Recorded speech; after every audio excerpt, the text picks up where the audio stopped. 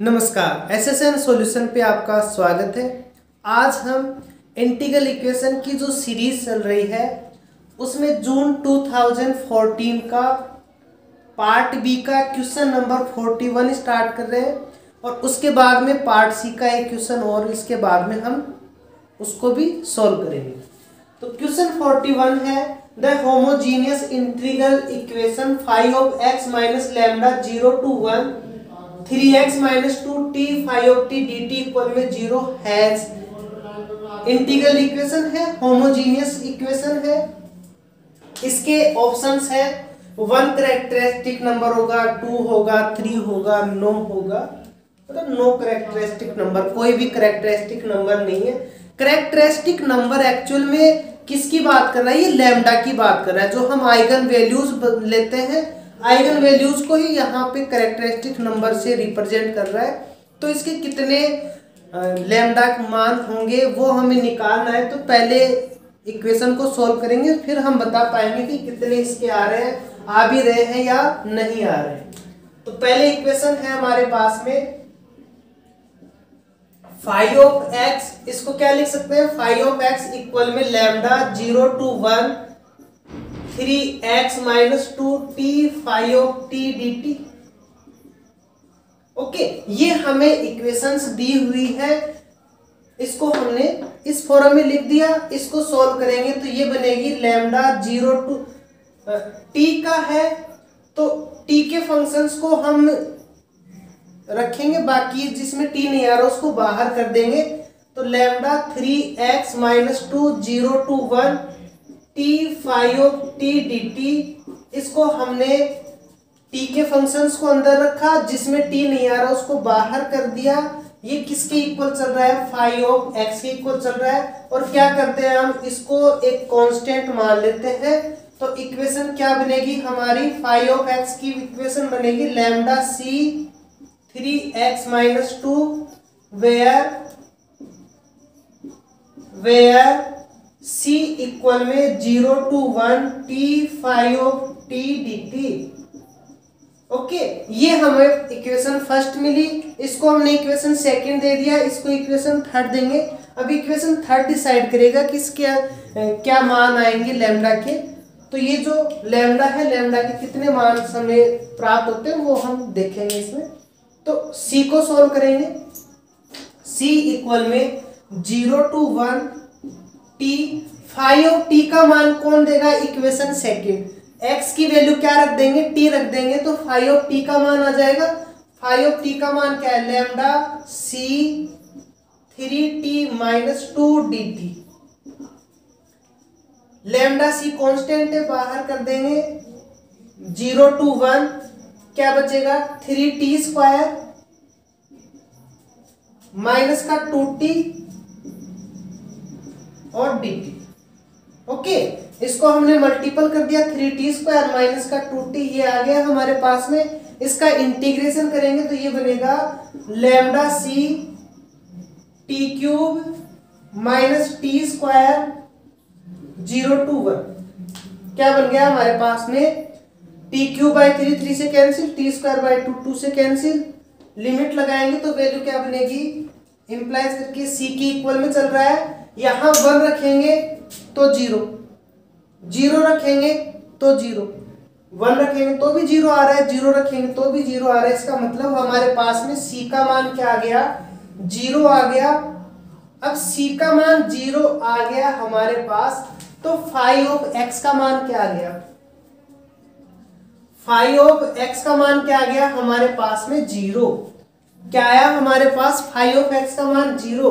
और ये हम जानते हैं कि फाई ऑफ x एक आइगन फंक्शन होता है और उसका मान क्या होना चाहिए? कांस्टेंट के अलावा होना चाहिए, कोई फंक्शंस होना चाहिए। तो यहाँ फाई ऑफ x का मान क्या आ गया? 0। इसका मतलब इसके करेस्पॉन्डिंग ये केवल एक ट्राइवियल सॉल्यूशन है, केवल और केवल इसका एक ही सॉल्यूशन है। कौन सा? 0 सॉल्यूशन। इसका मतलब इसके करेस्पॉन्डिंग हमें ऐसा कोई लैम्डा ही नहीं मिला जो कि हमें एक आइगन फंक्शंस दे। ये तो क्या है? ट्रिवियल सॉल्यूशन है जिसको हम सॉल्यूशन नहीं मानते। तो इसका मतलब इसके करेस्पॉन्डिंग हमारे पास में कोई भी आइगन वैल्यूज नहीं है। कोई भी आइगन वैल्यूज नहीं है, इसका मतलब हमारे पास में नो कैरेक्टरिस्टिक नंबर है। इस इक्वेशन में क्या आ जाएंगे हमारे पास नो कैरेक्टरिस्टिक नंबर। यदि इसके कुछ मान आते तो हम देखते कि लैम्डा के कितने मान आ रहे हैं, लैम्डा के 1 आ रहे हैं, 2 आ रहे हैं, तो वो काउंट करते फिर बता देते कि हाँ इतने वैल्यूज के ऊपर हमारे फाई ऑफ एक्स के मान आ रहे, तो वो नंबर्स बताते। बट इसके अंदर फाई ऑफ एक्स का मान क्या है हमारे पास 0, तो इसका नो कैरेक्टरिस्टिक नंबर सॉल्यूशन हो जाएगा। ओके, नेक्स्ट क्वेश्चन देखते हैं। नेक्स्ट क्वेश्चन है दिसंबर 2014 का पार्ट सी का 94। Let lambda 1 lambda 2 be the characteristic numbers and f1 f2 the corresponding eigen functions. Lambda 1 lambda 2 characteristic numbers दे दिए, या इन्हीं को हम आइगन वैल्यूज भी बोल देते हैं। और कैरेक्टरिस्टिक फंक्शंस क्या दिया हमें f1, लैम्डा 1 का f1 है, लैम्डा 2 का f2 है। For the homogeneous integral equation, ये एक होमोजीनियस इंटीग्रल इक्वेशन है। ऑप्शंस आपके सामने हैं, इनमें कौन सा राइट होगा कौन सा रॉन्ग होगा ये बताना है। पार्ट सी का है तो एक से ज्यादा राइट आंसर हो सकते हैं, तो इसको सॉल्व करते हैं और लैम्डा 1 लैम्डा 2 के मान निकालते हैं। तो फाई ऑफ एक्स इक्वल में लैम्डा, इसको हम लिख रहे हैं, इसको उस साइड ले जा रहे हैं और साथ में इंटीग्रेशन में टी का फंक्शन रख रहे हैं, बाकी को हम बाहर कर रहे हैं। तो ये बनेगा lambda x 0 to 1 t phi of t d t plus 2x² lambda 0 to 1 phi of t d t. Okay, ये हमने इसको सेपरेट कर दिया, तो लैम्डा x बाहर कर दिया, t phi of t d t एक में लिया, इस यहाँ 2x² ही पूरा बाहर आ जाएगा, यहाँ केवल 1 बचेगा, 1 को फाई ऑफ टी से मल्टीपल करेंगे, phi of t d t ये आ गया हमारे पास। क्या बनेंगे, इसको c1 मान लेंगे, इसको c2 मान लेंगे, तो फाई ऑफ x क्या बनेगा हमें lambda x c1 plus 2x² lambda c2, इसको हम इक्वेशन फर्स्ट दे देंगे और ये बता देंगे कि c1 का मान क्या है, c1 का मान है 0 to 1 t phi of t d t और c2 का मान है 0 to 1 phi of t d t. Okay, इनको हमने equation first second and third दे दिया। अब हमारे पास में इनके लैम्डा के मान निकालने के लिए c1 और c2 को आगे सोल्व करना होगा, तो c1 को सोल्व करते हैं। c1 इक्वल में 0 to 1 t phi of t का मान कौन देगा, ये फंक्शन देगा, यहाँ x की जगह t रख देंगे, lambda t c1 plus 2t² lambda c2 और क्या है dt 0 to 1 lambda c1 constant है बाहर आ जाएगा, यहां बचेगा t² dt, यहां 2 लैम्डा c2 बाहर आ जाएगा, 2 लैम्डा c2 0 to 1 क्या बच जाएगा t² और ये t³ dt। इसको सॉल्व कर लेंगे तो ये बनेगा लैम्डा c1 किसके इक्वल चल रहा है c1 के, लैम्डा c1 यहां बनेगा t³/3, लिमिट लगाएंगे तो क्या बन जाएगा 1/3, यहां बनेगा t⁴/4, लिमिट लगाएंगे 1 पे 1 0 पे 0 तो 1/4 आ जाएगा, 4 से 2 कैंसिल होगा, नीचे 2 बचेगा, तो क्या आ गया मान हमारे पास में लैम्डा c2/2। ओके, इसका मान आ गया लैम्डा c1/3, इसका मान आ गया हमारे पास में लैम्डा c2/2।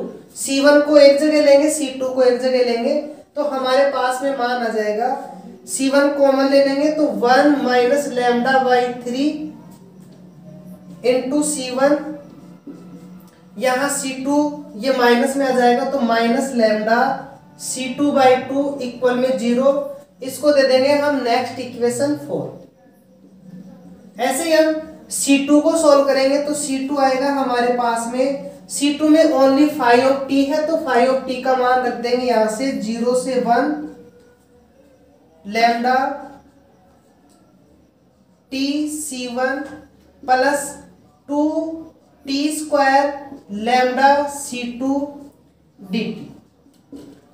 सॉल्व करेंगे, ये बनेगा T²/2, लिमिट लगाएंगे तो 1/2, तो बनेगा लैम्डा C1/2। ओके, इसका मान बनेगा TQ/3, लिमिट लगाएंगे तो 1/3, तो यहां बनेगा हमारे पास में 2/3 लैम्डा C2। किसके इक्वल चल रहा है? ये C2 के इक्वल चल रहा है। एडजस्ट करेंगे इसको तो ये बनेगा हमारे पास माइनस का लैम्डा C1/2 प्लस यहां से 1, ये इधर आएगा माइनस 2/3 लैम्डा C2 इक्वल में 0। इसको दे देंगे इक्वेशन नंबर 5, ये इक्वेशन नंबर 4, ये इक्वेशन नंबर 5। दोनों को हम सोल्व करके लैम्डा की वैल्यू निकालेंगे। तो लैम्डा की वैल्यू निकालने के लिए क्या करते हैं, C1 और C2 के जो कोफिशिएंट्स हैं उनको लेंगे हम, डिटर्मिनेंट बनाएंगे और इक्वल में 0 लेंगे। तो इक्वेशन से इसका हमें मान आ गया, ये इक्वेशन हमें चाहिए। C1 ये हमारे पास में हो गया। ओके, रखो। यहां से लेंगे हम 1 माइनस λ/3 माइनस λ/2। यहां से इसका कोफिशिएंट है C1 का कोफिशिएंट है माइनस λ/2, C2 का 1 माइनस 2/3, ये लैम्डा। ये आ गया C2 का, ये C1 का, इस इक्वेशन में C2 का और ये C1 का। डिटर्मिनेंट लेंगे, इक्वल में क्या लेंगे हम, 0। इसको सोल्व करेंगे तो 1 माइनस लैम्डा इससे मल्टीपल, माइनस करके इससे मल्टीपल, तो 1 minus λ/3, 1 minus 2/3 lambda minus λ²/4, minus λ²/4 equal में क्या चलेगा, 0। इक्वल में हमारे पास में 0। इसको सोल्व करेंगे तो 1 minus 2/3 lambda minus λ/3 minus minus plus 2 λ²/9 minus λ²/4 equal में 0। इसको आगे सोल्व करेंगे।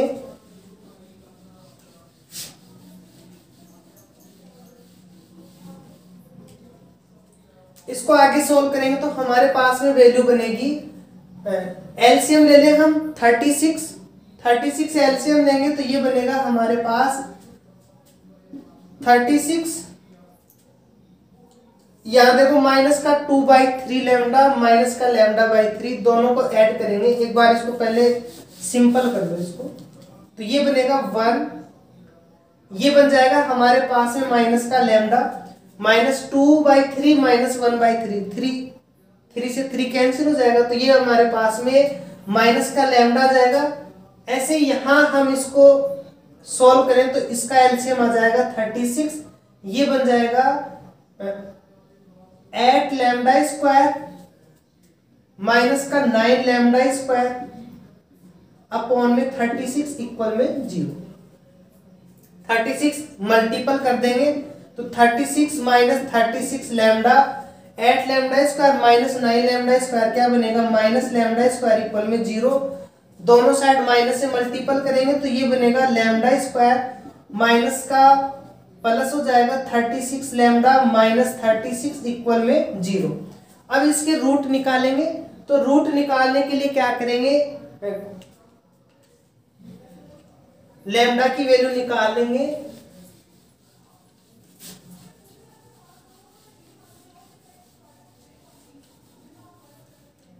तो लैम्डा का मान बनेगा हमारे पास माइनस बी, तो 36 minus plus minus under root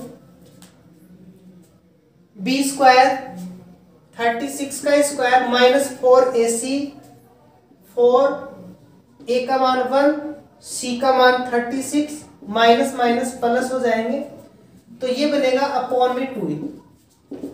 देखो यहाँ से 36 कॉमन है, कॉमन ले लेंगे, 36 कॉमन लेंगे तो बाहर 6 निकलेगा। यहाँ है हमारे पास में -36 प्लस -6 अंडर रूट में ये बनेगा 36 प्लस 4 अपॉन में 2।